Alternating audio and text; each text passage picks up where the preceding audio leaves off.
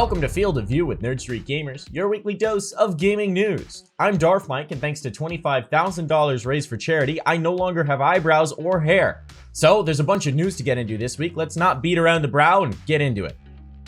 Now you might be wondering where we are, and we're coming to you live from the sleepy town of Snaxburg from what may just be the sleeper hit of the holiday season, Bugsnax, which is a game that is exactly as its name implies, a game where you catch bugs that have been crossbred with all sorts of snacky foods. So whether you're chasing down a honeybee that literally drips honey, or a strawberry with 6 legs scuttling about, there's all sorts of critters to chase. It's like Pokemon meets a fever dream. All of the creatures can only say their own names, and they've all got different tricks and tools that you use to capture them, whether it's spraying a hamburger creature with ketchup to make him more vulnerable to being netted, or whether it's luring down an aerial pizza.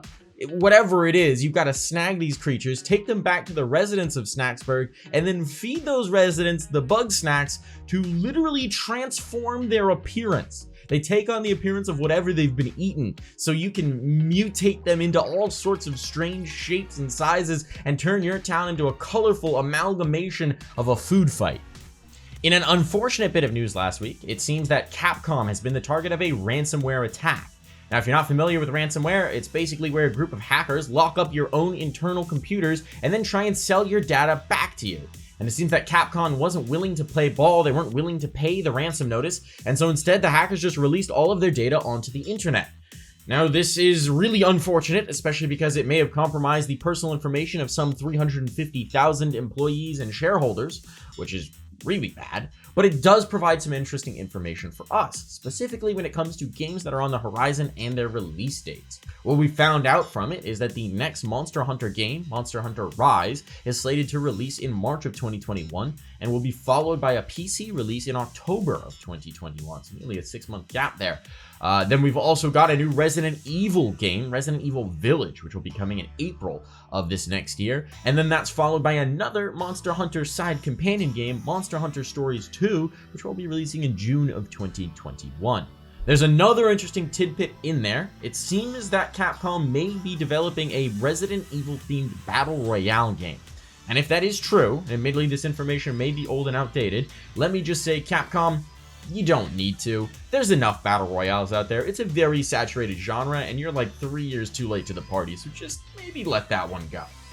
Both the Xbox Series X and the PlayStation 5 dropped last week, and they are selling like hotcakes. So much so that both consoles are in short supply. And while restock should come in ahead of the holiday season, there may be shortages caused by manufacturing issues all the way up into 2021.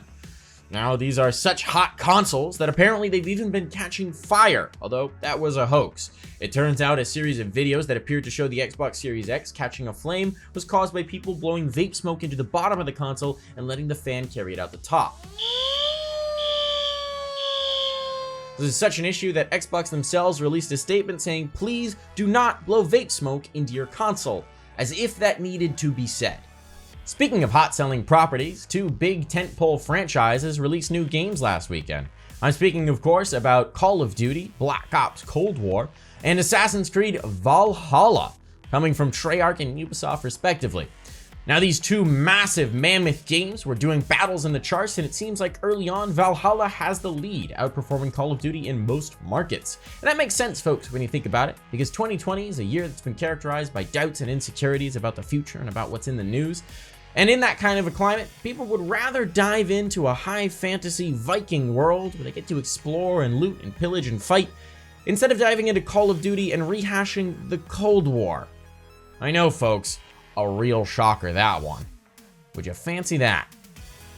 Well, that's it for us this week on Field of View with Nerd Street Gamers, your weekly dose of gaming news.